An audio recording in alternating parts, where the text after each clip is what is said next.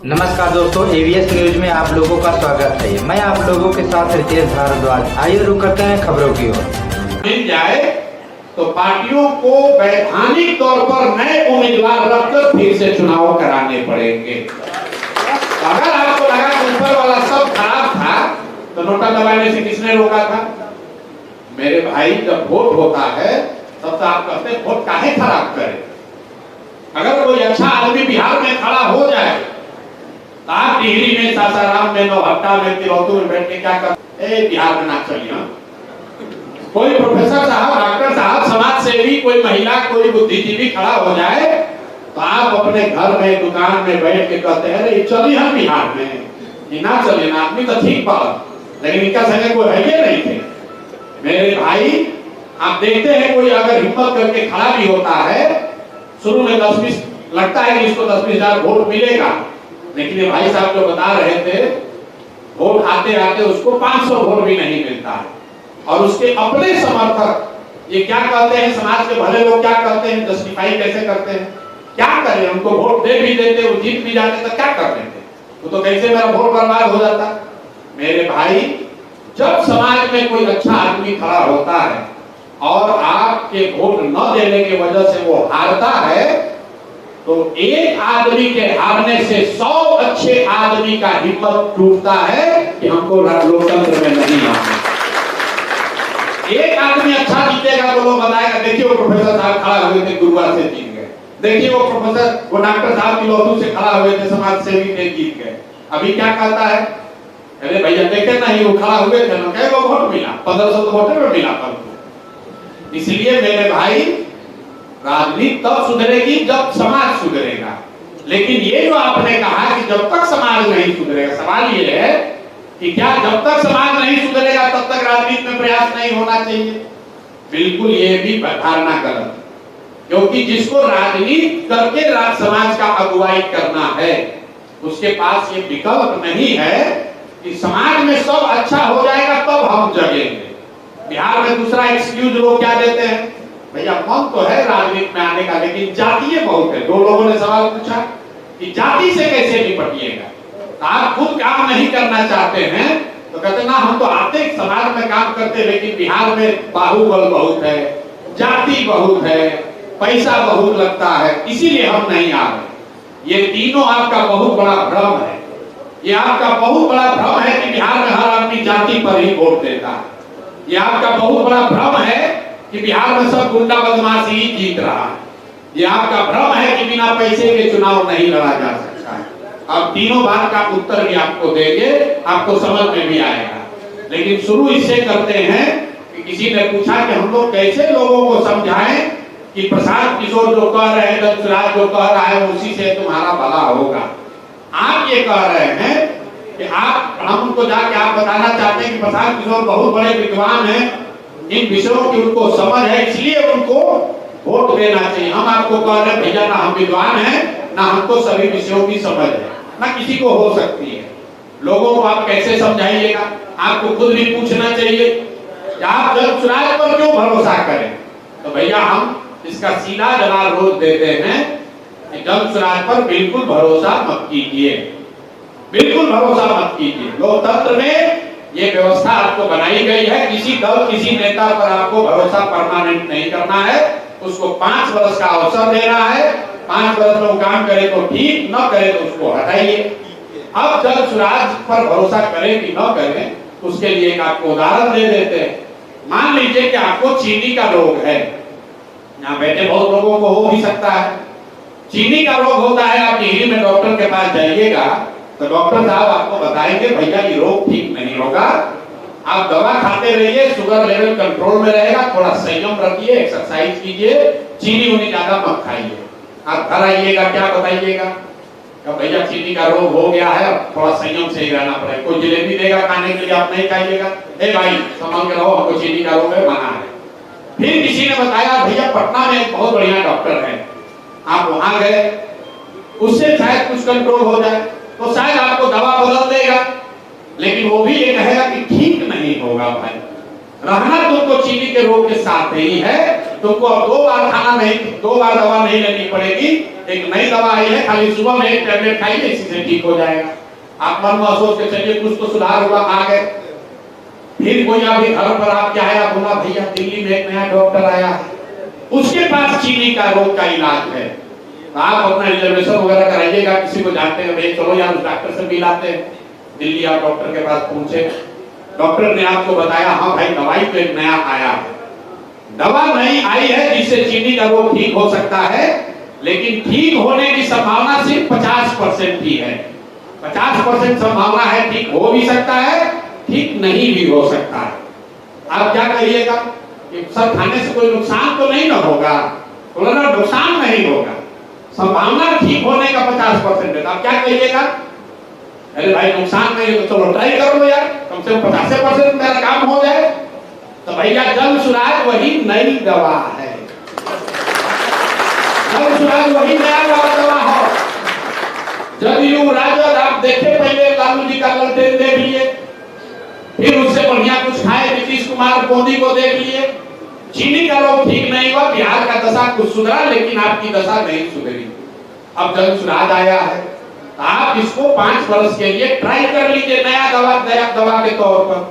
तो आप तय कर लीजिए बैठ के कि भैया आपको पीछे का एक्सपायर दवा खाना है कि नया दवा ट्राई करना है। इतने का तो हिसाब किताब है। अगर कोई आता भाई प्रशांत से बड़ा चला के हमको बुर्बक बना रहे थे, भाई साहब हमसे पूछ रहे हैं इतना दल के साथ आप काम किए, कैसे आप पर भरोसा कर रहे? हम इतना बुर्बक है कि आपका गला काटना है, आपको कहेंगे कि काटेंगे? सवाल पूछने वाले का भी हमको नहीं समझ में आता है। मान लीजिए कि हमको आपको ठगना है, तो मैं कभी ये कहूंगा कि मैं आपको ठगने वाला हूं? हिंदी का शब्द है विश्वासघात। विश्वास पहले है, घात बाद में। जिस पर विश्वास कीजिएगा वही घात कर सकता है। तो मेरे भाई किसी से ये सवाल मत पूछिए, ये भाई हमको धोखा नहीं न दोगे? अरे भाई तो धोखा कर देना होगा, हमको कहेगा। तो आपके पास लोकतंत्र में बहुत अच्छी व्यवस्था है। 5 वर्ष आप जिस पर भी भरोसा करना चाहे उसको 5 वर्ष आप भरोसा कीजिए, उसको वोट दीजिए। लेकिन ये वोट और भरोसा 5 वर्ष के लिए है, जीवन भर की बंधुआ मजदूरी नहीं है। इसका असर क्या होता है? अब आप सब बुद्धिजीवी लोग हैं, इस देश में 1/3 इकोनॉमी 5 ही राज्य में है। 5 गो राज्य है जहां 1/3 इकोनॉमी है, अर्थव्यवस्था है। कौन 5 राज्य है? केरल, तमिलनाडु, आंध्र प्रदेश, तेलंगाना और कर्नाटक। ये 5 राज्यों में देश की 1/3 अर्थव्यवस्था है। इन 5 राज्यों में अलग अलग भाषा बोली जाती है, अलग अलग जाति संप्रदाय के लोग हैं, अलग अलग दलों ने अलग अलग समय में वहां सरकार बनाई है। वहां पर भी बिहार से कम भ्रष्टाचार नहीं है, वहां पर भी जातियों का इतना ही प्रभाव है। फिर वो राज्य बिहार के मुकाबले इतने आगे क्यों है? उन 5 राज्यों में एक बात हुई है जो कहीं पूरे देश में नहीं हुई। उन 5 राज्यों में आजादी के बाद आज तक कोई भी व्यक्ति, कोई नेता 10 वर्ष से ज्यादा मुख्यमंत्री नहीं बना है। लोग पलटते रहते हैं, लोग पलटते रहते हैं। काम कीजिए या मत कीजिए, जनता का प्रभाव तब रहेगा जब नेता के मन में ये डर होगा कि मेरे भाई हम काम नहीं करेंगे तो जनता हराएगी। जब नेता जनसुराज पर भी लागू होता है, जनसुराज की भी कल व्यवस्था बन जाए और हम ये जान जाए कि हमको जनता हराएगी नहीं, तो जनसुराज के नेता भी काम नहीं करेंगे। किसी ने पूछा भाई आप रोहतास के उद्योग पर क्या बोलेंगे? आप जरा बताइए। 20 वर्ष से नीतीश बाबू एनडीए की सरकार है, रोहतास का उद्योग तो 40-50 वर्ष हो गया बंद हुए हुए। आप 20 वर्ष से उसी एनडीए को वोट दिए जा रहे हैं और हमसे कह रहे हैं कि भैया रोहतास का उद्योग कैसे चालू होगा? अरे भाई जहां जाइए बिहार में आपको 1 लाख समस्या गिनाता है और उसके बाद हम कुछ अच्छा बताइए आपके विधायक कितना बार किससे जीत रहे हैं? कहता भैया 4 बार से। एमपी महोदय का कितना बार से जीत रहे हैं? तो भैया 2 बार से एमपी जीत रहे हैं, इससे पहले इनके बाबू जी जीतते थे। तो दोनों बात कैसे हो रहा है? आप एक और कह रहे हैं कि आपका नेता काम भी नहीं कर रहा है और उसी नेता को वोट देकर आप जिता भी रहे हैं। अब तुरंत कोई कहेगा कि तो भैया लास्ट आते आते ना जाति पर वोट पड़ जाता है। ये बिल्कुल गलत बात है। अगर आपको लगता है कि बिहार में जाति पर वोट पड़ता है तो इस बात को, इस भ्रम को अपने दिमाग से हटाइए। ये बिहारियों का एक बहुत बड़ा नुकसान अपना खुद कर रहे हैं ये कह के कि बिहार में सब जाति पर होता है। जितने यहाँ लोग बैठे हुए हैं, आप मुझे बताइए कि कौन सा ऐसा बिहार देश में राज्य है जहाँ जाति नहीं है? क्या काकू कम्मा रेड्डी आंध्र प्रदेश में नहीं है? क्या कुनबी मराठा महाराष्ट्र में नहीं है? क्या पटेल और क्षत्रिय गुजरात में नहीं है? उनकी राजनीति में भूमिका नहीं है? कुछ लोग कहेगा ना वहां पर जाति है लेकिन बिहार में ज्यादा है। तो ज्यादा है कि कम है, अभी जांच लिया जाए। भाई 14 में यहाँ जितने लोग बैठे हुए हैं, ज्यादातर लोगों ने 14 में मोदी जी के नाम पर भाजपा को वोट दिया है। तो जरा बताइए आप लोगों में से किसका किसका जाति मोदी जी वाला जाति है? बताइए जरा आपको। जिसको लगता है कि बिहार में सब आदमी जाति पर वोट दे रहा है, तो आप बताइए कि मोदी जी को बिहार में वोट दिया कौन? मोदी जी के जाति का तो है ही नहीं है कोई यहाँ। दोनों बात तो सही नहीं हो सकती है। या तो हर आदमी जाति पर वोट न करने का करना, वो तो हिंदू मुसलमान पर देता है, जाति पर नहीं ना देता है। कहना ना वो तो पुलवामा के लिए दिया था। अरे भाई आप ये कह रहे हैं कि जाति पर ही सब व्यक्ति वोट देता है। आप मुझे बताइए कि अगर हर व्यक्ति जाति पर ही वोट देता है तो मोदी जी को बिहार में वोट दिया किसने? अब कोई कहता है भाई मोदी जी तो अलग चीज है, तो चलिए लालू जी को पकड़ लीजिए। आप और हम रोज पढ़ते हैं MY समीकरण, तो भैया M तो मतलब मुसलमान हुआ, तो मुसलमान और लालू जी की जाति तो एक नहीं है, तो मुसलमान लालू जी को काहे वोट देता है? भाई आप लोग कहेंगे तो भाजपा के डर से देता है। भाजपा के डर से देता है ना, जात के लिए तो नहीं देता है। मेरे भाई ये आप भ्रम मत पालिए कि हर व्यक्ति जाति पर ही वोट देता है। और दूसरे राज्यों के मुकाबले जाति का प्रभाव बिहार में ज्यादा है कि कम, इसको अगर आंकड़ा है तो एकदम साइंटिफिकली देख लीजिए। 14 में इस पूरे देश में इंदिरा जी की लहर में लोगों ने कांग्रेस को वोट दिया। मतलब पूरे देश में जातियों से ऊपर उठकर लोगों ने इंदिरा जी के मौत के नाम पर कांग्रेस को वोट दिया। तो बिहार में भी लोग जाति से ऊपर उठकर कांग्रेस को वोट दिए। 1989 में पूरे हिंदी हार्टलैंड में वीपी सिंह को वोट दिया लोगों ने, तो बिहार में भी लोग जाति से ऊपर उठकर वीपी सिंह को वोट दिए। 2014 में जब मोदी जी को पश्चिमी और उत्तरी भारत में वोट मिला, जब झारखंड में जाति टूटी, गुजरात में जाति टूटी, उत्तर प्रदेश में जाति टूटी, तो बिहार के लोग भी जाति से ऊपर उठकर मोदी के नाम पर वोट दिए। पुलवामा के नाम पर जब पूरे देश में वोट पड़ा तो बिहार में भी लोग जातियों से ऊपर उठकर पुलवामा के नाम पर वोट किए। मेरे भाई अगर आप किसी भी एंगल से देखिएगा तो जाति जो है वो राजनीति की एक सच्चाई है, जाति एकमात्र सच्चाई नहीं है। अगर कोई घटना, अगर कोई व्यक्ति, अगर कोई प्रयास, अगर कोई मुद्दा समाज के इमेजिनेशन को कैप्चर कर ले तो समाज में ये ताकत है। समाज जातियों से ऊपर उठकर वोट करता रहा है, हमको नहीं प्रूव करना है। 84 में इसी बिहार में सभी जातियों के लोग ने इंदिरा जी, जिसको आप कहते हैं इंदिरा जी के लहर में, सबने वोट कांग्रेस को दिया है। 89 में बोफोर्स के नाम पर सारे लोगों ने वीपी सिंह को वोट दिया है। 14 में मोदी के लहर में लोगों ने मोदी को वोट, बीजेपी को वोट दिया है। पुलवामा के नाम पर 2019 में लोगों ने वोट भी भाजपा को दिया। जब इस तरह का कोई प्रयास, कोई लहर, कोई बात नहीं होती है तब वोट देने वाले को लगता है कि दोनों लड़े वाला तो एक के जैसा लग रहा है, चलो अपने जाते वाले को दे देते हैं। अगर कोई प्रयास, अगर कोई मुद्दा, अगर कोई व्यक्ति उतना बड़ा न हो जिसको आप कहते हैं लहर वाला इलेक्शन नहीं है, तब समाज की एक टेंडेंसी होती है कि they fall back on their identity. दोनों लड़ने वाला एक के जैसा दिख रहा है तो चलो भाई अपना जात वाले को दे देते हैं, उसी को जिता देते हैं। तो जाति ही एकमात्र फैक्टर है, इस चीज को आप दिमाग से हटा दीजिए। और दूसरी बात जो आप समझते हैं कि बिहार में राजनीति में आने के लिए बहुत बड़ा पैसा चाहिए, तो मैं आपको 1 मिनट में आपका ये भ्रम दूर कर देता हूं। जिसको भी आप इस देश में नेता मानते हैं, बिहार में, यूपी में, गुजरात में, पश्चिम बंगाल में, जिसको भी आप नेता मानते हैं, आप उसको उठा के उसका करियर देख लीजिए।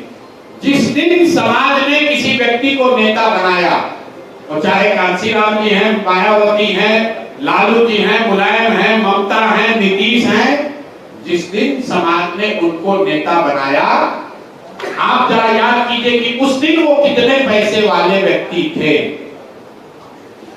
जिस दिन समाज ने उनको नेता बनाया तब लालू यादव बड़े आदमी के लड़के नहीं थे। जिस दिन नीतीश को बिहार में नेता बनाया तब नीतीश टाटा बिरला के लड़के नहीं थे। जिस दिन बंगाल ने ममता बनर्जी को जिताया, ममता बनर्जी किसी धनाढ्य की लड़की नहीं थी। जिस दिन मायावती को उत्तर प्रदेश ने नेता बनाया, मायावती पैसे वाले की लड़की नहीं थी। मेरे भाई, जीतने के बाद आप पैसा वाला बन गए वो अलग बात है, लेकिन जब समाज किसी को नेता बनाता है तो 99.9% लोग वही हैं जो समाज के निचले वर्ग से गए हैं, संघर्ष करके गए हैं। अगर आप डायनेस्ट नहीं है, मतलब राहुल गांधी नहीं है, तेजस्वी यादव नहीं है, समाज ने जिसको नेता बनाया तो हर हमेशा समाज ने अपने बीच के आदमी को नेता बनाया है। पैसा जो है वो पेट्रोल के जैसा, अगर आपके पास गाड़ी है तो आपको पेट्रोल चाहिए, लेकिन अगर गाड़ी ही नहीं है तो पेट्रोल के टैंकर पर बैठकर कहीं नहीं जा सकते। मेरे भाई, अगर जिसके पास समाज का समर्थन है, जिसको भोजपुरी में आप समझ लीजिए, अगर वोट मार तो नोट के जुगाड़ हो जाए, और लेकिन खाली नोट रहे तो वोट के गारंटी नहीं थे। भाजपा आज देश की सबसे धनी पार्टी है। भाजपा देश की सबसे धनी पार्टी है, इसलिए नहीं चुनाव जीत रहे हैं। भाजपा वाले देश में चुनाव जीत रहे हैं इसलिए वो देश के सबसे धनी पार्टी है। उल्टा गंगा मत बहाइए। और अपराध को लेकर बिहार में बड़ा अपराध है, कोई कहता ना हमारा मन तो है राजनीति में आने का, लेकिन बिहार में अपराधीकरण बहुत है। राजनीति में तो सब गुंडे बदमाश है। मेरे भाई, ये धारणा भी मन से हटाइए। इसी को प्रूव करने के लिए हम 3 बरस से इसी अपराध वाले बिहार में मेरे पास सारी व्यवस्था है, सरकारी सुरक्षा भी मिली हुई है, पैसा भी है, हम चाहे 10, 20, 50 गार्ड भी रख सकते हैं, लेकिन 3 बरस में हमने एक सिपाही भी नहीं रखा है। क्यों नहीं रखा है? आपको ये दिखा रहे हैं कि अगर आप हिम्मत करके खड़ा होइएगा, समाज आपके साथ खड़ा होता है, कोई आपको मारने वाला नहीं। हमको तो 3 बरस में इसी बिहार में कुत्ता ने भी नहीं काटा है। अब यहाँ मुखिया पे बनता है, 4 लोग गन में लेके चलता है, कहता भैया बड़ा सुरक्षा खतरा बहुत हो गया। लोग कहता भैया हम आवाज उठाते हैं, हमको विरोधी मेरा मरवा देगा। हम तो मोदी के खिलाफ बोल रहे हैं, हम दिलीप जायसवाल के खिलाफ बोल रहे हैं, काहे नहीं मरवा देगा? मेरे भाई, अगर आपको समाज का नेतृत्व करना है तो जिगर को आपको लेकर ही पैदा होना पड़ेगा, वो कहीं उधार में नहीं मिलने वाला। जब जिगर ही नहीं है, बुद्धि नहीं है, काम चलेगा। बुद्धि नहीं रहेगा, आपका एडवाइजर सब होशियार रहेगा, आपका काम चल जाएगा। बुद्धि नहीं है तो काम चलेगा। चरित्र थोड़ा कमजोर है तो भी चलेगा, क्योंकि सामने वाले का चरित्र अगर आपसे भी ज्यादा खराब है तो आप ही का ठीक दिखने लगेगा। लेकिन एक ही चीज है, ये समझ लीजिए, 10 साल बड़े बड़े नेताओं के साथ काम करके हमसे मेरा जो अनुभव है, लोगों ने मेरे से पूछा नेता बनने के लिए बताइए क्या चाहिए, तो ये 3 चीज तो चाहिए। आपको समझदारी होनी चाहिए, आपके पास कुछ चरित्र होना चाहिए और करेज होना चाहिए। अगर आपके पास समझदारी नहीं भी है, थोड़ा कम भी है, लेकिन आपके एडवाइजर सब, आप नेता हैं तो चारों पास अच्छा एडवाइजर रख सकते हैं। आपका चरित्र अगर थोड़ा खराब भी है तो दूसरे के मुकाबले अगर बेहतर है तो चल जाएगा। एक ही चीज है जिसके बगैर आप नेता नहीं बन सकते हैं, वो है करेज। अगर आपके पास जिगर नहीं है तो आप लड़ाई नहीं लड़ सकते। तो ये हम मत पालिए कि आप राजनीति में इसलिए नहीं है क्योंकि आप यहाँ पर जाति बहुत है। ये भ्रम मत पालिए कि आप राजनीति में इसलिए नहीं है कि आपके पास पैसा नहीं है या बाहुबल से आप डरे हैं। आप राजनीति में इसलिए नहीं है क्योंकि आप राजनीति में आना नहीं चाहते। आप सोचते हैं कोई दूसरा कर दे तब हम तो है ही हैं, हम सलाह देंगे। भगत सिंह तो पैदा होना ही चाहिए, अपने घर में नहीं होना चाहिए। पड़ोसी के घर में भगत सिंह पैदा हो, वो क्रांति ला दे तो उसका लाभ उठाया जाए। सब लोग यही चाहता। अब भाई साहब, आप लोगों ने जो ये भूमि सुधार का सवाल पूछा, किसी ने और कई 4-5 विषय पर सवाल उठाए कि भैया इस पर आप नहीं बोलते। अंग्रेजी का एक फ्रेज है, missing the jungle for the good. भाई साहब ने सवाल उठाया कि भैया आप ये नहीं बोलते हैं कि जो MP MLA पैसा उसको मिलता है पेंशन, उससे बड़ा नुकसान होता है। कई लोगों ने ताली भी बजाया। आपने कहा भूमि पर नहीं बोलते। बिहार का इस साल का बजट है 3,16,000 करोड़, 3,16,000 करोड़। उस पे सारा MP MLA सबका पेंशन जोड़िएगा तो कितना होगा? आप बोले आंकड़ा आप बताते हैं, डेटा याद रखिए, 0.01% पैसा भी बजट का पेंशन पर, प्रतिनिधियों के पेंशन पर खर्चा नहीं होता। गोवा में MLA को बिहार के MLA के मुकाबले 4 गुना सैलरी मिलती है, लेकिन गोवा में प्रति व्यक्ति आय है 2.5 लाख रुपया, बिहार में प्रति व्यक्ति आय है 35,000 रुपया। मेरे भाई, पैसा बचाकर कोई धनी नहीं हुआ है। पैसा धनी होने का रास्ता पैसा कमाना है। अगर आपके पास पैसा है ही नहीं है तो कितनों बचाइएगा, उससे कुछ होने वाला नहीं है। वो मुद्दा महत्वपूर्ण है, लेकिन इतना महत्वपूर्ण नहीं है जिसके वजह से बिहार का विकास रुका हुआ। तो ये भ्रम मत पालिए। जो आपने भूमि सुधार की बात कही, भाई भूमि एक्विजिशन में इसलिए दिक्कत होती है कि प्रोजेक्ट सैंक्शन हुआ समझिए 2010 में, 10 के रेट के हिसाब से सरकार ने एक्वायर कर लिया, लेकिन एक्वायर होते होते हो गया 10 साल बाद, 15 साल बाद।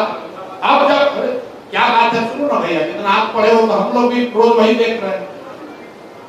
आप कह रहे हैं कि सर्किल रेट कम है, मतलब सर्किल रेट कम है, आप ही को तो मजा आ रहा है, कैश में डील कर रहे हैं, तो दोनों ओर से चाहते हैं, आप भी मजा लीजिएगा। सरकार सर्किल रेट बढ़ाती है तो जनता हल्ला मचाती है, सर्किल रेट बढ़ा के इस पर 7% टैक्स लगता है। आप जाकर क्या पूछते हैं रजिस्ट्रार से कि सर कितना कम में हो जाएगा, हैं? कितना कम में हो जाएगा रजिस्ट्री, उतने पैसा चेक से देंगे, अब बाकी पैसा कैश में डील करेंगे। तो हर आदमी बिहार में चाह रहा है हम लूट के घर भर ले, अब बाकी सब समाज ईमानदार हो जाए, हैं? जब आपको जमीन खरीदना है तो सर्किल रेट नीचे चाहिए, और जब कंपनसेशन चाहिए तो सर्किल रेट ऊपर चाहिए। दोनों बात कैसे होगा भाई? दोनों बात कैसे होगा? दोनों बात नहीं हो सकती है ना। सर्किल रेट कम है तो सरकार उसका लाभ उठा रही है।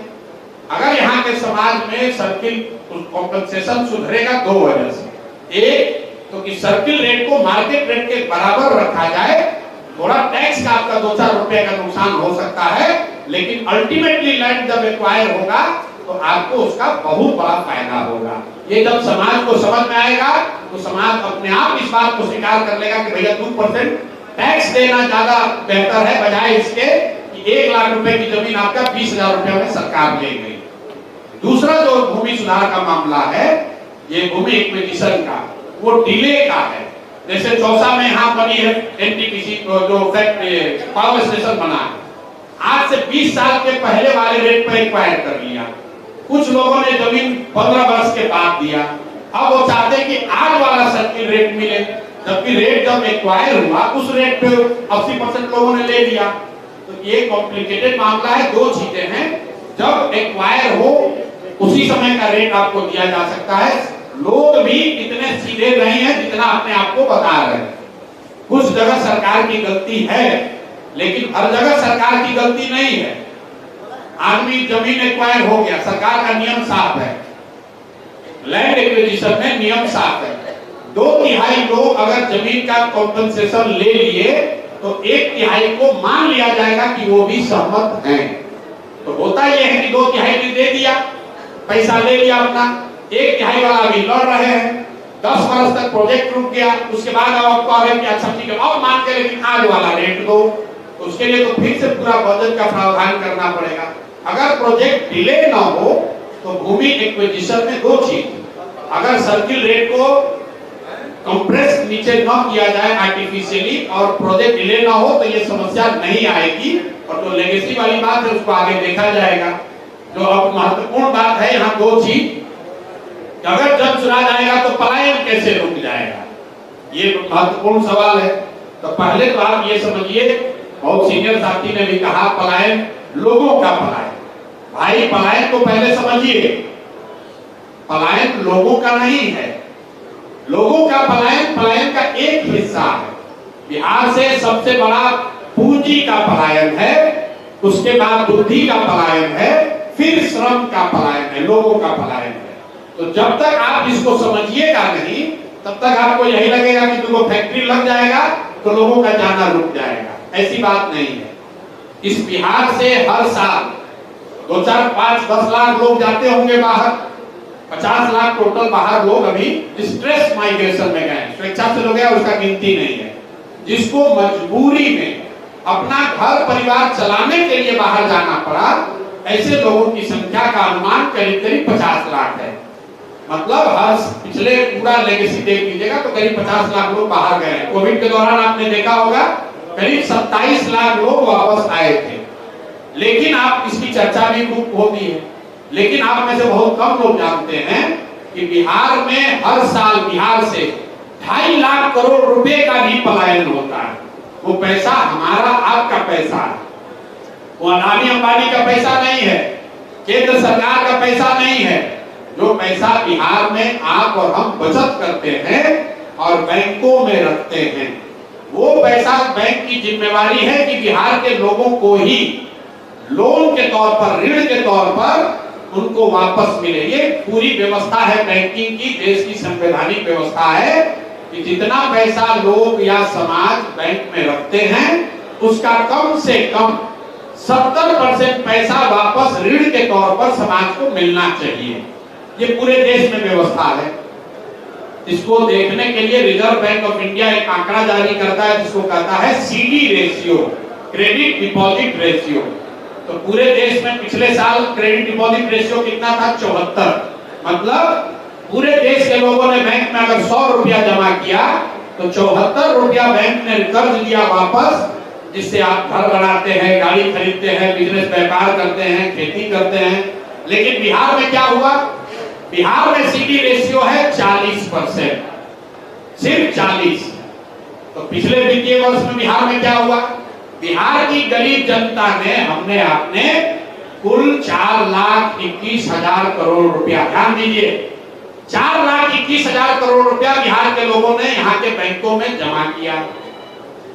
कुल बैंकों ने कर्ज के तौर पर आपको कितना पैसा दिया? 1,61,000 करोड़, क्योंकि 40% सीडी रेशियो है। बाकी का पैसा कहां गया? बाकी का पैसा बैंकों ने ट्रांसफर किया उन राज्यों में जहां पर तरक्की हो रही है, जहां पर रोजगार है, व्यापार है। गुजरात में, तमिलनाडु में, आंध्र प्रदेश में, तेलंगाना में सीडी रेशियो है 90, 95, 105। अगर गुजरात में लोगों ने 100 रुपया जमा किया तो बैंकों ने 90 रुपया कर्ज दिया। बिहार में लोगों ने 100 रुपया जमा किया तो बैंकों ने 40 रुपया कर्ज किया, 60 रुपया जो है वो अपने बैंक यहाँ घर में नहीं रखा है, वो दूसरे राज्य में ट्रांसफर कर रहा है। इसका असर क्या होता है? 1990 में जब लालू जी मुख्यमंत्री बने तब से लेकर पिछले साल तक बिहार से 26 लाख करोड़ रुपया, आपका हमारा 26 लाख करोड़ रुपया का यहां से बैंकों ने आधिकारिक तौर पर रिजर्व बैंक ऑफ इंडिया के आंकड़े के हिसाब से यहां से बैंकों ने ट्रांसफर किया है। आप अंदाजा लगाइए, आप सोचते हैं कि वो चीनी मिल चालू हो जाए, आप सोच रहे हैं कि वो यहाँ रोहतास उद्योग चालू हो जाए। अगर 26 लाख करोड़ रुपया बिहार के लोगों को कर्ज के तौर पर मिला होता तो कितने ज्यादा लोगों ने घर बनाया होता, कितने ज्यादा लोगों ने गाड़ी खरीदी होती, कितने ज्यादा लोगों ने रोजी रोजगार किया होता। अब आप कहिए भाई क्या इसका तो नाम नहीं सुने थे आज तक? अरे भाई आप नाम कैसे सुनिएगा? अब ऐसा नहीं है कि बैंक का मन मर्जी है कि जितना चाहे पैसा दे ना दे। देश के स्तर पर कमेटी है जिसके चेयरमैन है प्रधानमंत्री, उस कमेटी के चेयरमैन होते हैं प्रधानमंत्री, जो ये देखते हैं इस चीज को सुनिश्चित करने के लिए कि बैंक में जो रुपया जमा हुआ उसका 70% पैसा लोन के तौर पर मिला कि नहीं। आरबीआई हर 15 दिन पर इसका आंकड़ा जारी करती है। राज्य के स्तर पर भी उस कमेटी के चेयरमैन मुख्यमंत्री है। लेकिन जैसे मुख्यमंत्री की बात यहाँ का टीचर, दरोगा, वीडियो सीओ नहीं सुन रहा है, वैसे बैंकर भी नहीं सुन रहा है। और लोगों की, समाज की कोई इस पर जानकारी नहीं है। यहाँ के वित्त मंत्री को बुलाइए, किसी पत्रकार को भी बुलाइए, बहुत पत्रकार साथी लोग हैं, उनसे पूछे भाई प्रसाद किशोर कह रहा है कि 26 लाख करोड़ रुपया बैंकों ने यहाँ से ट्रांसफर किया है, इस पर आपका क्या कहना है? तो मैं आपको लिख के देता हूं, 100 में 95 नेता यहाँ कहेगा भैया ये क्या होता है, इस सीडी रेशियो का कौन चिड़िया का नाम है। जब तक आप यहाँ से पूंजी का पलायन नहीं रोकेंगे तब तक यहाँ से पलायन रुक नहीं सकता। तो जो भाई साहब ने पीछे कहा स्किल के बारे में नहीं बोलते हैं, क्यों नहीं बोलते हैं? क्योंकि हम लोग ये कह रहे हैं कि बिहार से बेरोजगारी अगर खत्म करना है, बिहार से अगर यहीं पर रोजगार पैदा करना है, तो ये जो भ्रम फैलाया गया है कि आपको सरकारी नौकरी मिल जाएगा, तो आपको कृषि आधारित उद्योग लगा देंगे, सब फर्जीवाड़ा है। सरकारी नौकरी से आपको यहाँ रोजगार नहीं मिल सकता है। बिहार में 78 साल में कुल जमा चपरासी से लेकर मुख्य सचिव तक सिर्फ और सिर्फ 23.25 लाख लोग ही सरकारी नौकरी करते हैं। ध्यान रखिए, 23.25 लाख। इसी में लड़ाई है कि 10 लाख हम दिए हैं तो 5 लाख हमारे बाबूजी दिए। कुल चपरासी से लेकर मुख्य सचिव तक सिर्फ 23.25 लाख लोग ही सरकारी नौकरी करते हैं। 1.97% हुआ। क्या कुछ लोग कहते हैं वैकेंसी बहुत है, सरकार भर नहीं रही है, तो देश के स्तर पर इसका आंकड़ा क्या है? पूरे देश में 3.1% लोग ही सरकारी नौकरी करते हैं। तो मतलब अगर बिहार राष्ट्रीय औसत के हिसाब से हो भी जाए तो भी 5 लाख लोग और नौकरी पा सकते हैं, उससे ज्यादा नहीं पा सकते। तो इसका मतलब यह है कि सरकारी नौकरी तो जरिया नहीं है जिससे कि करोड़ों लोगों को रोजगार मिले। अब दूसरा आ जाइए, कुछ लोग कहता है यहाँ उद्योग लगा दीजिए, भैया फैक्ट्री खुलेगा, आपने कहा इंडस्ट्रियलाइज कर दीजिएगा तो उससे होगा, नहीं होगा। पूरे देश की जो अर्थव्यवस्था होती है, आप लोग अगर थोड़ा बहुत जो भी अर्थव्यवस्था को समझते हैं, अर्थव्यवस्था के 3 स्तंभ हैं, कृषि, उद्योग और सर्विस। तो पूरे देश में कृषि और उद्योग दोनों मिलाकर 35% है। मतलब 100 रुपया की अर्थव्यवस्था में कृषि और उद्योग दोनों का मिलाकर योगदान 35 रुपया है। 65% सर्विस सेक्टर है। तो सर्विस सेक्टर क्या, जैसे आप होटल में बैठे, यहाँ 100 लोग यहाँ पे बेरा के तौर पर काम कर रहा है, कोई होटल में आकर रुकता है, कोई खाना खाता है, रेस्टोरेंट में जाते हैं, गाड़ी खरीदते हैं, पढ़ाई करते हैं, सारा सर्विस सेक्टर है। तो अगर बिहार में रोजगार पैदा करना है तो लोगों के हाथ में पूंजी देनी होगी ताकि वो सर्विस सेक्टर में इन्वेस्ट करें और रोजगार वहीं से पैदा हो सकता। अब ये हम लोग कैसे करेंगे? तो हम कह रहे हैं हम 1 साल में कर देंगे, तो लोग कह रहे हैं प्रशांत किशोर के पास कौन जादू है कर देने का। तो इसका बिल्कुल पूरा विजन जारी किया है कि पहला काम जनसुराज ये करेगी कि 6 महीना के अंदर बैंकों के साथ मिलकर ये तय सुनिश्चित किया जाएगा कि बिहार में सीडी रेशियो भी कम से कम 70% हो जाए, ताकि 2 से 2.5 लाख करोड़ रुपया एक्स्ट्रा आपको समाज को मिलने लगे अलग अलग काम करने के लिए। तो पहला चीज हम लोग कर रहे हैं, सीडी रेशियो सुधार लेंगे। दूसरी बात कह रहे हैं कि सीधे तौर पर मनरेगा को कृषि से जोड़ देंगे। तो अभी साहब आपके क्षेत्र में आप कह रहे हैं धान गेहूं उगाते हैं, हमारे दादा वगैरह के जमाने में लोग बताते हैं मंगरेला लोग उगाते थे, जीरा उगाते थे। तो हम लोगों ने ये कहा कि बिहार में जो 55 लाख हेक्टेयर जमीन है जिस पर खेती हो सकती है, उसमें सिर्फ 2 लाख हेक्टेयर में ही नकदी फसल होता है, जबकि विश्व के स्तर पर माना जाता है कि 1/3 जमीन पर कम से कम कैश क्रॉप होना चाहिए, नगद फसल, नकदी फसल होना चाहिए। तो जनसुराज ये कह रहा है कि कृषि आधारित पलायन रोकने के लिए मनरेगा को सीधे कृषि से जोड़ दिया जाएगा। जो भी किसान नगदी फसल की खेती करना चाहते हैं उनको मनरेगा के तहत मजदूर मुफ्त में दिया जाएगा, ताकि उसको बाहर पंजाब हरियाणा न जाना पड़े। आप देख रहे हैं यहाँ एक और आपको खेती, एक और लोग जा रहा है पंजाब में खेती करने, और यहाँ साहबाद के गांव में आपको मजदूर नहीं मिल रहा है। और इसमें 1 रुपया भी बिहार सरकार का खर्च नहीं है, क्योंकि मनरेगा का पैसा दिल्ली से मिलता है। पिछले साल 100 रुपया जो बिहार को अलॉट हुआ मनरेगा में, उसमें सिर्फ 40 रुपया ही बिहार सरकार ले पाई, 60 रुपया सरेंडर कर दिया, क्योंकि उसको यहाँ खपाने का सरकार की कैपेसिटी नहीं थी। तो दूसरा पहला बात सीडी रेशियो को 70 करना, जिससे 2 से 2.5 लाख रुपया हर साल यहाँ के युवाओं के हाथ में मिले रोजी रोजगार के लिए। दूसरी बात, मनरेगा को कृषि से जोड़ना, जिससे दो बात होगा। एक तो लैंड प्रोडक्टिविटी जाएगी, जो चकबंदी वाली बात है। छोटे जमीन में भी अगर आप मसाला की खेती कर रहे हैं, अगर धान की जगह लहसुन उगा रहे हैं, तो आप ज्यादा पैसा वहां से कमा सकते हैं। और तीसरी जो सबसे बड़ी बात है, बिहार में लोग समाज के स्तर पर मूलधन से ज्यादा ब्याज से डरते हैं। जैसे गुजरात में लोग लोन लेने में नहीं डरते, बिहार में बेटी का शादी, घर बनाना और बच्चे की पढ़ाई को छोड़कर बाकी किसी चीज के लिए सामान्य परिवार लोन नहीं लेना चाहता है। तो डरता बहुत है कर्ज से, ब्याज से डरता है। कहता है गांव देहात में चक्रवृद्धि ब्याज है, बर्बाद हो जाएंगे। मूलधन से ज्यादा लोग ब्याज की चिंता करते हैं। तो इस साइकोलॉजी पर काम करके जो यहाँ रास्ता हम लोगों ने निकाला है इंटरेस्ट सब्वेंशन का, कि कम से कम 5 वर्षों के लिए बिहार में हर वो व्यक्ति जो कर्ज लेकर बैंक से रोजी रोजगार करना चाहता है, व्यापार करना चाहता है, उसको 10% के बजाय सिर्फ 4% ब्याज ही देना पड़ेगा।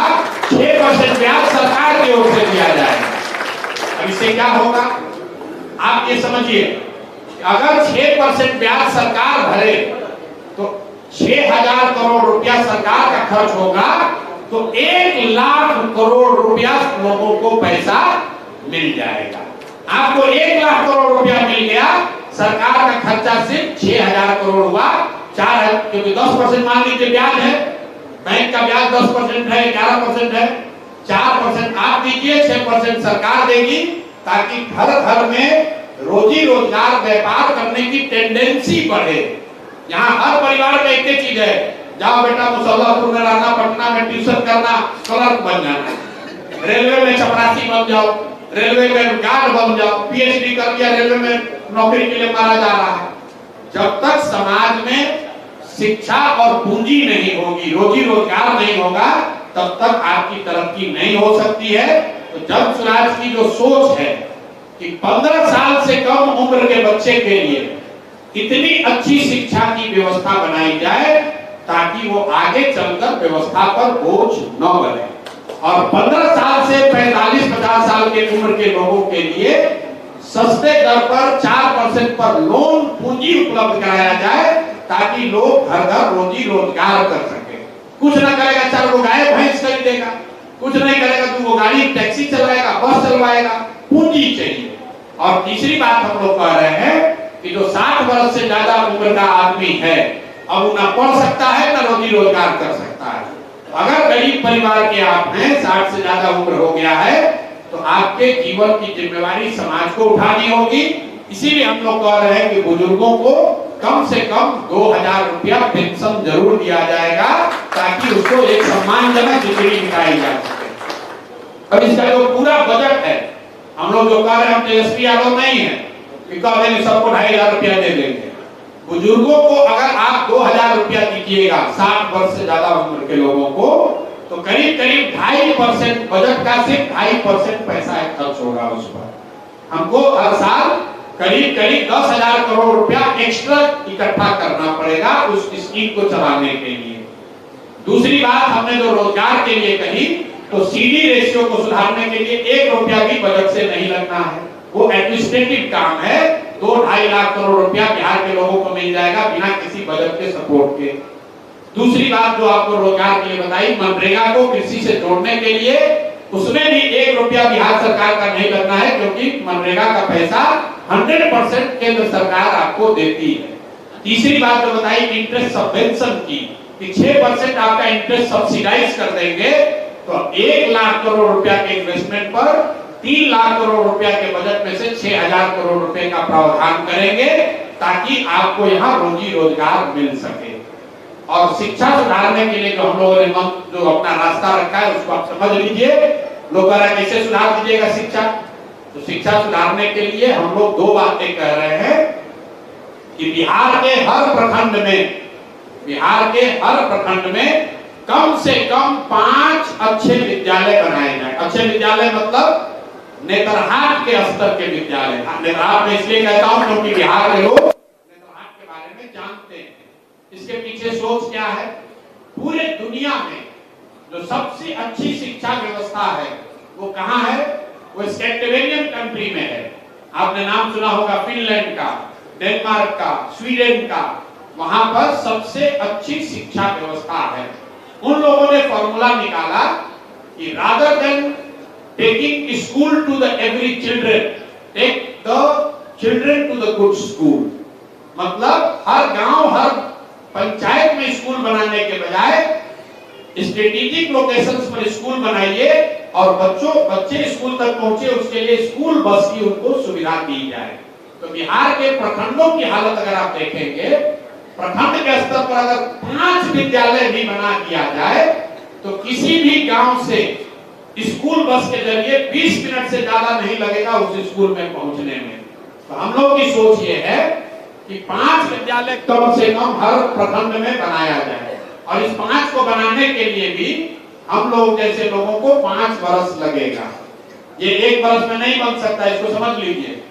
क्योंकि अगर नेतरहाट के स्तर का आपको 1 विद्यालय बनाना है, हर प्रखंड में 1 विद्यालय, तो करीब करीब 17 से 20 हजार करोड़ रुपया का खर्च आएगा।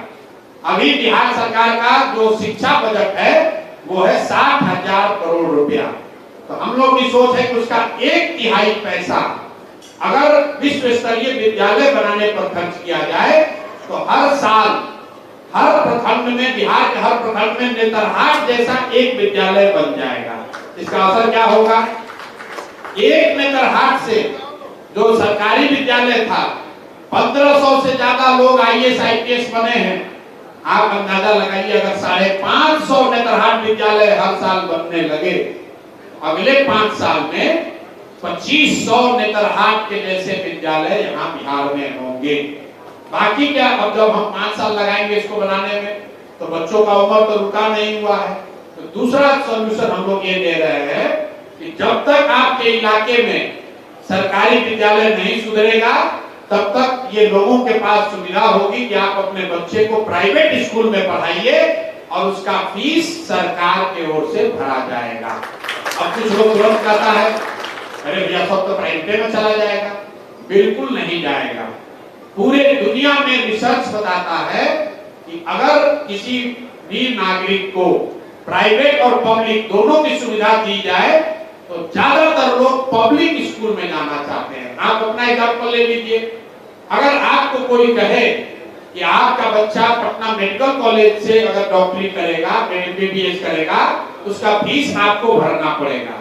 अगर आप अपने बच्चे को रमैया भेजिएगा तो उसका फीस सरकार भरेगी। तो ज्यादातर लोग कहेंगे ना भैया हमारे लड़का को PHCH में पढ़ाना चाहते हैं। अगर आपको कोई कह दे कि साइंस कॉलेज में आपका बच्चा पढ़ेगा कि MAT कॉलेज में पढ़ेगा, MAT में पढ़ेगा तो सरकार फीस देगी, तो आप क्या कहिएगा? ना भैया हमको MAT का फीस नहीं चाहिए, हमारा लड़का को साइंस कॉलेज में पढ़ना चाहिए। अगर आप पटना में कोई कह दे कि भैया सेंट माइकल में लड़का पढ़ेगा तो आपको फीस देना पड़ेगा, आप प्राइवेट वाला में पढ़िएगा, जिंदल वाला में, तो फीस सरकार भरेगी। आप कहेंगे आपको फीस नहीं चाहिए भैया, हमारा सेंट माइकल में एडमिशन करा दो। ये पूरे दुनिया का रिसर्च है। आपको अगर दिल्ली में आज जाके इलाज कराना हो और एम्स में आपको सीट मिल रहा हो तो आप अपोलो नहीं जाइएगा, एम्स जाइएगा। तो ये व्यवस्था अगर बना दी जाए तो साइंस कहता है कि करीब करीब 25 से 30% लोग बिहार में प्राइवेट स्कूल ऑप्ट करेंगे, जिसका फीस सरकार की ओर से भरा जाएगा। वो फीस कितना होगा आप उसको समझ लीजिए। अभी जो सरकारी विद्यालय चल रहा, कई लोगों को लगता है कि सरकारी विद्यालय मुफ्त है। मुफ्त नहीं है। बिहार में बच्चों को पढ़ाने पर आपका हमारा प्रति बच्चा 864 रुपया महीना खर्च हो रहा है। ध्यान दीजिए, जो बच्चे जा रहे हैं प्राथमिक विद्यालय में, माध्यमिक विद्यालय में, प्रति बच्चा, प्रति चाइल्ड 864 रुपया सरकार खर्च कर रही है। जबकि उन्हीं इलाकों में प्राइवेट स्कूल में, ज्यादातर स्कूल में फीस 400, 500, 600 रुपया ही है। तो हम लोग की सोच यह है कि जो शिक्षा का बजट है 60,000 करोड़, उसका 1/3 पैसा विश्व स्तरीय स्कूल की व्यवस्था बनाने पर खर्च किया जाए, जिसको बनाने में 5 से 10 साल लगेंगे। 1/3 पैसा लोगों को प्राइवेट स्कूल में जोड़ा जाए और 1/3 पैसे में अभी की जो टूटी फूटी खिचड़ी वाली व्यवस्था है उसको चलाया जाए। तो शिक्षा को अगर आप सुधारेंगे और उसके साथ लोगों के हाथ में पैसा पूंजी देंगे तो ही बिहार का सुधार होगा। बिहार कभी उद्योग का केंद्र नहीं बन सकता, इस बात को आप ध्यान रखिए। जब बिहार देश का सबसे गौरवशाली इतिहास वाला राज्य था, तब भी ये ज्ञान की भूमि थी। यहाँ से आप नालंदा यूनिवर्सिटी की बात करते हैं, यहाँ से आप विक्रमशिला की बात करते हैं, यहाँ बुद्ध और महावीर की बात हुई है, यहाँ आर्यभट्ट की बात हुई है, यहाँ सीमेंट के फैक्ट्री का बात नहीं हुआ है। सीमेंट का फैक्ट्री लगना चाहिए, लगेगा, शुगर फैक्ट्री भी लगेगी और फैक्ट्री भी लगेगी, लेकिन बिहार को अगर देश के स्तर पर अपना नंबर 1 ऊपर पहुंचना है तो बिहार को फिर से ज्ञान की भूमि बनाना होगा कि देश में सबसे अच्छे स्कूल बिहार में हैं, देश के सबसे अच्छे यूनिवर्सिटी बिहार में है। हम लोगों का सपना ये है कि हर प्रखंड में मेडिकल कॉलेज खुले, हर मेडिकल कॉलेज अगर न भी खुले, कम से कम नर्सिंग कॉलेज खुले। 10 लाख बिहार की बच्चियां अगर नर्सिंग की ट्रेनिंग लेती हैं, पूरे देश के स्तर पर 2 करोड़ नर्सेज की वैकेंसी है, 2 करोड़। आप बताइए बिहार में अगर बच्चियों को नर्सिंग की ट्रेनिंग मिलने लगे तो कितना ज्यादा रोजगार होगा, कितने लोगों को पैसा मिलेगा, और तब वो बिहार के बाहर जाकर अगर अपोलो में, मैक्स में, दुबई के अस्पताल में नर्सिंग का काम कर रही हैं, उससे पैसा भी आएगा, लोगों की इज्जत भी होगी और हम लोग की तरक्की भी होगी। तो जन स्वराज की जो सोच है, पूरी ताकत बिहार को अगले 10 साल में ज्ञान की भूमि के तौर पर प्रस्थापित करना है। हम लोग ब्लू कॉलर जॉब नहीं चाहते, हम लोग व्हाइट कॉलर जॉब चाहते हैं। ब्लू कॉलर जॉब मैन्युफैक्चरिंग का जॉब है। सीमेंट के कंपनी में आप मजदूर बन गए, बिजली के कंपनी में मजदूर बन गए, वो नहीं चाहिए। जो इन्फोसिस में काम कर रहा है, जो टीसीएस में सॉफ्टवेयर का काम कर रहा है, वो व्हाइट कॉलर जॉब है। तो सबसे ज्यादा दुनिया भर में जो जॉब की अपॉर्चुनिटी है वो व्हाइट कॉलर जॉब में है। एक कंपनी टीसीएस 6 लाख लोगों को एम्प्लॉयमेंट उसने दिया हुआ है। 6 लाख लोग काम करते हैं टीसीएस में। कोई सीमेंट की फैक्ट्री, स्टील की फैक्ट्री 6 लाख लोगों को नौकरी नहीं दे सकती है। तो सबसे ज्यादा जहां एम्प्लॉयमेंट की संभावना है वो व्हाइट कॉलर जॉब में है, और व्हाइट कॉलर जॉब उसको मिलेगा जो पढ़ेगा। जो पढ़ेगा ही नहीं तो मजदूरी ही करेगा, चाहे मजदूरी सड़क पर करे या सीमेंट के फैक्ट्री में करे। तो हम लोग का लॉन्ग टर्म विजन बिहार को लेकर ये है कि हम लोग बिहार को ज्ञान की भूमि बनाना चाहते हैं और शिक्षा को आधार मानकर ही यहाँ पर आगे की तरक्की को देखना चाहते हैं। भ्रष्टाचार पर एक अंतिम उत्तर, उसके बाद बात खत्म। भ्रष्टाचार भैया खत्म करने का कोई ऐसा एक उपाय नहीं है कि हम आएंगे और भ्रष्टाचार खत्म हो जाएगा। ये जो आपने देखा केजरीवाल जैसे लोगों ने किया कि हम एक कानून बना देंगे उससे भ्रष्टाचार खत्म होगा, नहीं हो सकता। इसका पूरे दुनिया में आप अध्ययन कर लीजिए, दुनिया के सबसे ईमानदार देश कौन लोग हैं। सबसे ज्यादा ईमानदार देश की सूची जारी होती है, उसमें भी आपको फिनलैंड, न्यूजीलैंड, सिंगापुर जैसे देश आपको दिखेंगे। उन देशों का आपको जाकर अध्ययन करना है कि वहां पर भ्रष्टाचार को कैसे कम किया गया। खत्म तो कभी नहीं होगा, कम कैसे किया गया। उन लोगों ने 4 चीज किया, सब देशों ने 4 चीज किया है। एक तो अपने जनप्रतिनिधियों को उन्होंने अकाउंटेबल बनाया। तो मैं बात कह रहा हूं कि काम नहीं करोगे हटा देंगे, चाहे हमारे जाति के हो या धर्म के। जब तक जनप्रतिनिधि ईमानदार और अकाउंटेबल नहीं होगा तब तक आप भ्रष्टाचार कम नहीं कर सकते हैं। इसीलिए जन स्वराज क्या कह रहा है कि अगर जन स्वराज से भी गलती से कोई गलत आदमी खड़ा हो जाए उसको भी हराइए, उसको भी हराइए। किसी भी दल से जीते लेकिन अच्छा आदमी जीतना चाहिए। जनप्रतिनिधि जब गलत जीतेगा, जब शिक्षा मंत्री चोर होगा तो पेपर लीक होगा ही होगा। दूसरी चीज लोगों ने क्या कहा, उन देशों ने क्या किया, उन देशों ने बहुत बड़े पैमाने पर सत्ता और संसाधन का विकेंद्रीकरण किया। Decentralisation of resources and decision making. मतलब यहाँ बिहार में आप क्या कहते हैं, अधिकारियों का जंगल राज है। पूरी व्यवस्था 13 करोड़ लोगों की व्यवस्था कुछ चंद अफसर ही चला रहे हैं, सीएमओ से चल रहा है। बड़े पैमाने पर डिसेंट्रलाइजेशन होने की बात होनी चाहिए। जब ये पंचायती राज कानून बना तो कानून में लिखा गया है कि 1/3 विकास की राशि हर हालत में पंचायती राज के माध्यम से खर्च होना चाहिए। यहाँ कितना हो रहा है? 1991 के बाद से बिहार में 3% राशि भी पंचायती राज के माध्यम से खर्च नहीं हो रहा। अब आप में से कुछ लोग कह सकता है कि पंचायती राज में भी तो मुखिया सब चोर है, पंचायती राज के लोग भी तो चोरी कर रहे हैं। बिल्कुल कर रहे हैं, लेकिन उसमें फर्क है। नल जल योजना में चोरी हुई तो जितने वार्ड सदस्य और मुखिया थे, आप जाके आंकड़ा चेक कर लीजिए, करीब करीब 92% वार्ड सदस्य और 80% मुखिया लोग चुनाव हार गए नल जल योजना के बाद। अपने अपने इलाके में देख लीजिएगा। फिर से बता दे रहे हैं, नल जल योजना में चोरी हुई तो उसमें 92% वार्ड सदस्य और 80% मुखिया लोग अपना चुनाव हार गए। लेकिन उसी नल जल में घोटाला करने वाले अफसर पहले भी थे और आज भी हैं। इसलिए चोरी पंचायती राज में भी होगी, लेकिन अगर डिसेंट्रलाइज होगा तो उसमें अकाउंटेबिलिटी रहेगी। तीसरी बात, इन देशों ने क्या किया है, उन्होंने बहुत बड़े पैमाने पर जन भागीदारी सुनिश्चित की है।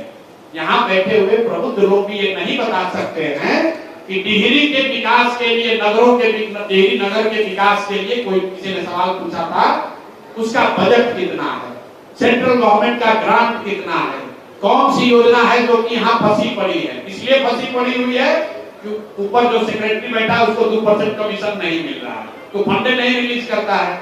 तो तीसरी बात, बहुत बड़े पैमाने पर जन भागीदारी होनी चाहिए ताकि जनता को ये जानकारी हो कि टिहरी के लिए कौन सी योजना उपलब्ध है, तभी आप आवाज उठा पाएंगे। आप देखते हैं गांव देहात में मुखिया जी लोग काहे चुनाव हारता है, आपको मालूम है कि सड़क का पैसा आया है, मुखिया नहीं बना रहा है, तो आप उसको हराते हैं। एमपी एमएलए के बारे में, सरकार के बारे में, ज्यादातर योजनाओं के बारे में आपको पता ही नहीं है। और अंतिम चीज, बड़े पैमाने पर टेक्नोलॉजी का उपयोग। अभी आप देख रहे हैं बिजली का मीटर लगा हुआ है। बिजली की चोरी जितनी पहले होती थी, मीटर लगने से लोगों को परेशानी है, लेकिन चोरी कम हो गई। सरकार ने नल जल योजना बनाया, 25,000 करोड़ रुपया खर्च किया, लेकिन अगर उसने मीटर टेक्नोलॉजी वाला लगा दिया होता तो पटना में बैठे बैठे पता चलता कि कौन मीटर कितने बजे ऑन हुआ, कौन मोटर चालू हुआ, कितना पानी निकला, कितना गया, वो पता चल सकता था। तो हम लोग की अगर व्यवस्था बनती है तो जन स्वराज ये कह रहा है कि ईमानदार और अकाउंटेबल जनप्रतिनिधि बनाए जाएं। दूसरा, बड़े पैमाने पर सत्ता और संसाधन का विकेंद्रीकरण किया जाए। तीसरा, बड़े पैमाने पर जन भागीदारी योजनाओं को बनाने में जन भागीदारी को सुनिश्चित किया जाए और साथ में टेक्नोलॉजी का बहुत बड़े पैमाने पर प्रयोग हो। ये चार चीज अगर होगा तो भ्रष्टाचार को नियंत्रित किया जा सकता है। खत्म करने का दावा मैं नहीं कर सकता हूँ, ना दुनिया में कहीं हुआ है ना यहाँ होगा, लेकिन इसको नियंत्रित जरूर कर दिया जाएगा। तो मोटे तौर पर यही बात है। बाकी अगर एक दो कोई सवाल छूट गया होगा तो आप सवाल, अगर आपको लग रहा है कि ना भैया हम मरे जा रहे हैं, हमारा सवाल के जवाब आप नहीं दिए तो आप कर लीजिए, नहीं तो खाते समय पूछ लीजिए। बिल्कुल, दारू चालू करने की बात इसलिए करते हैं कि शराबबंदी जो है, पहली बात तो कि बिहार में शराबबंदी है ही नहीं। शराबबंदी का एक फर्जी कानून है, जिस कानून के तहत शराब की दुकान बंद है लेकिन होम डिलीवरी चालू है। तो भाई, अगर शराबबंदी का एक पैसा फायदा भी है तो फायदा तो तब न होगा जब शराब बंद होगा। शराब बंद तो है नहीं बिहार में। बिहार में शराब की दुकानें बंद हैं, शराब तो घर घर बिक रहा है। और इस फर्जी कानून की वजह से आपका हमारा 20,000 करोड़ रुपया, ध्यान दीजिए, 20,000 करोड़ रुपया हर साल बिहार सरकार का नुकसान हो रहा है। ये पैसा कहाँ जा रहा है? ये पैसा जा रहा है भ्रष्ट नेताओं के पास, अफसरों के पास। आप लोग कानून व्यवस्था की बात कर रहे हैं, भाई कानून व्यवस्था क्यों बिगड़ रहा है? आधे से ज्यादा पुलिस प्रशासन तो शराब और बालू माफिया से पैसा वसूलने में लगा हुआ है। वो प्रशासन और सुरक्षा की बात कब करेगा? और सबसे बड़ी बात वो कहता है इससे महिला का सुरक्षा हो रहा है। आंकड़े बिल्कुल इसके सपोर्ट में नहीं है। आप जरा भाजपाइयों से पूछिए, ज्यादातर लोग भाजपा का वोटर है, आप जरा भाजपाइयों से पूछिए अगर शराबबंदी इतना बढ़िया कानून है तो यूपी जैसे राज्य को इससे काहे महरूम कियो भैया, वहां पर भी लागू कर दो। ये बढ़िया वाला लड्डू खाली बिहार के महिला के लिए काहे रखते हो? अगर शराबबंदी इतनी ही अच्छी है तो भाजपा के मोदी जी इसको पूरा देश में लागू काहे नहीं कर रहे? ये बिहार के लिए इतना बढ़िया काहे बचा के रखे हो भाई? इतना बिहार के लोग बेवकूफ है? सीधा पूछिए, यूपी सरकार इसको लागू क्यों नहीं कर रही? कुछ लोग ये कह रहे गांधी जी कहे थे, गांधी जी ने ऐसा कभी नहीं कहा। गांधी को अगर आपने पढ़ा है, गांधी को अगर आप गहराई से समझते हैं तो फिर से जाकर देख लीजिए। गांधी ने शराब को लेकर, शराबबंदी को लेकर सामाजिक प्रयास की बात कही है, कानून बनाने की बात नहीं कही है। कुछ लोग इस्लाम के लोग कहते हैं भैया इस्लाम के विरुद्ध है। इस्लाम में भी ये नहीं कहा गया, इस्लाम में भी ये नहीं कहा गया है कि कानून बनाकर शराब रोक दिया जाए। वैसे तो गांधी जी ने कहा शाकाहारी होना अच्छी बात है, कल हो गए सरकार आके कानून बना देगी जो शाकाहारी नहीं सबको जेल में डाल देंगे, गांधी जी कहे थे। गांधी जी ने ऐसा नहीं कहा था। अगर गांधी जी चाहते तो जब देश का आजाद हुआ कहते नेहरू को कि पूरे देश में शराबबंदी का कानून लागू करो। गांधी एकदम ये एंटी गांधीयन है। गांधी ने कभी किसी के पर्सनल लाइफ में किसी चीज को इन्फोर्स करने की बात कही ही नहीं है। और आप एज ए सिटीजन इस बात का ध्यान रखिए, व्यक्ति की जो स्वतंत्रता है, जो संविधान से आपको मिली है, किस धर्म को आप मानते हैं, किस देवी देवता की पूजा करते हैं, कौन सा खाना खाते हैं, कौन सा कपड़ा पहनते हैं, कौन सी पिक्चर देखते हैं, ये संविधान ने आपको अधिकार दिया है। इसमें सरकार हस्तक्षेप नहीं कर सकती है। और आप ये अधिकार सरकार को मत दीजिए। ये शराब पर नहीं रुकेगा, कल होकर दूसरे चीज पर भी आ जाएगा। 10 वर्ष 20 वर्ष के बाद कहेगा कि नहीं अब आपको भगवे पढ़ना है, आपको व्हाइट नहीं पढ़ना है। फिर कहिएगा ये भी तो बात ऊपर वाले ने कहा। संविधान और ये शराबबंदी का हाईकोर्ट ने, वाईबी गिरी ने केस किया, हाईकोर्ट ने बताया कि ये गैर संवैधानिक है, क्योंकि ये मौलिक अधिकार जनता को है। आप घर में क्या खाते हैं, किस देवी देवता की पूजा करते हैं, कहां पर आपकी श्रद्धा है, ये सरकार का विषय नहीं है। सरकार का विषय स्कूल है, सरकार का विषय सड़क है, सरकार का विषय रोजगार है। तो अपना कमवा छोड़ दिया है और आपके काम में घुस गया है। और आप लोग सब लोग लगे हुए शराबबंदी होना चाहिए। भाई जो भी वयस्क है उनको अपना निर्णय लेने का अधिकार होना चाहिए, यही लोकतंत्र है। हम चाहे हम अंग्रेजी में पढ़ें, हमारी इच्छा है हम संस्कृत में पढ़ें, सरकार कहेगा नहीं सब लोग अंग्रेजी में पढ़ो तो सब अंग्रेजी में पढ़ेगा। जो देश की ताकत है उसको इस तरह का बिना सोचा समझा बनाया हुआ कानून कमजोर करता है। शराब के पक्ष में हम नहीं हैं, लेकिन हम फर्जी शराबबंदी हटाने के पक्ष में हैं। और एक सीरियस बात आपको बता रहे हैं, यहाँ बहुत लड़के बैठे हुए हैं। बिहार में हम लोगों ने कभी सूखा नशा नहीं देखा था।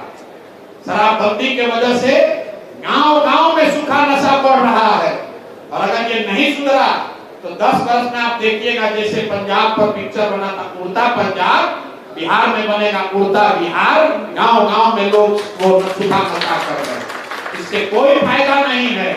दुनिया में अमेरिका से लेकर वियतनाम तक बहुत देशों ने ये ट्राई करके देख लिया। उन्होंने ये पाया कि भाई इसको आप नहीं कर सकते हैं। तो जिस चीज को नहीं किया जा सकता है उसको रेगुलेट करना ज्यादा बेहतर ऑप्शन है, बजाय इसके कि आप पूरा ताकत, पूरा शक्ति, पूरा संसाधन इस पर लगा दें कि हम किसी को शराब नहीं पीने देंगे। इससे गरीब का नुकसान है। 100 रुपया का शराब 300 रुपया में बिक रहा है, जहरीली शराब बिक रही है। अब जो पैसा वाला है वो करोड़ों रुपया कमा रहा है।